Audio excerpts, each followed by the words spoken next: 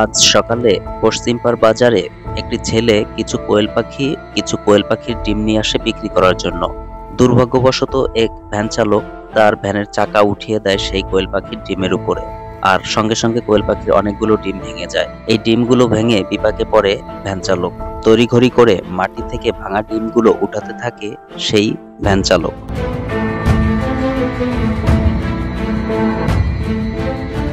আর এই ডিমের মালিক তিনিও নাছোড়বান্দা, ভ্যান চালককে খুব সহজেই ছেড়ে দেননি।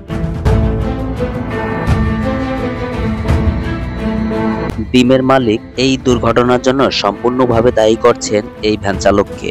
তিনি যদি সতর্কভাবে গাড়ি চালাতেন তাহলে হয়তো এই দুর্ঘটনাটি ঘটতো না। এই যে কটা ভাঙছে সেগুলোর দাম বেরোনারে দিয়ে দেন। অবশেষে যেটা ভেবেছিলাম সেটাই হলো। বাজারের কিছু লোকজন এখানে ডাকা হলো তাদের এই সমস্যা সমাধানের জন্য। তারা দুই পক্ষ মিলে সমস্যা সমাধানের চেষ্টা করছে, কিছু জরিমানা আদায় করে ক্ষতিগ্রস্ত ডিম ব্যবসায়ীর হাতে দেওয়ার চেষ্টা করছে।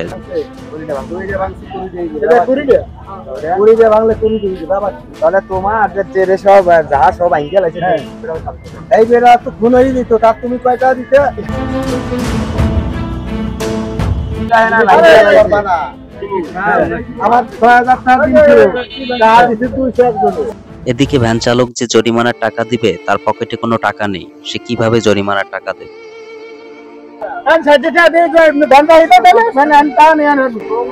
তবে একটা কথা কি জানেন, মানুষকে চাপ দিয়ে বিপদে ফেলে এভাবে জরিমানা আদায় করাটা আসলেই উচিত না।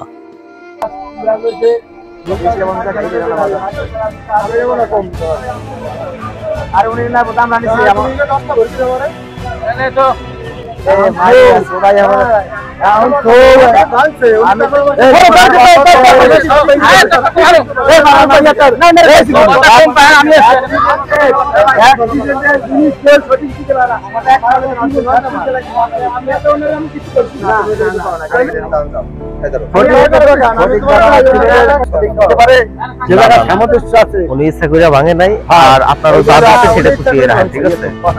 খেয়াল করে নাই,